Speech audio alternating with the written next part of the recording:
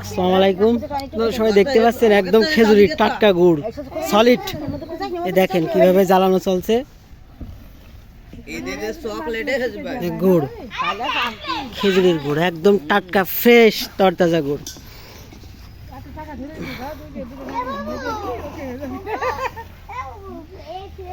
এখন জ্বালাচ্ছে।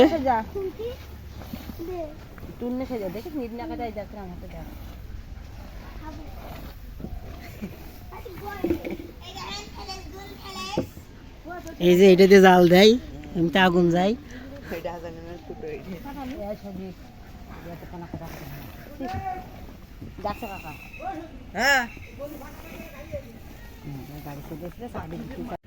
বীজ মারার কাজ চলছে, বীজ মারছে।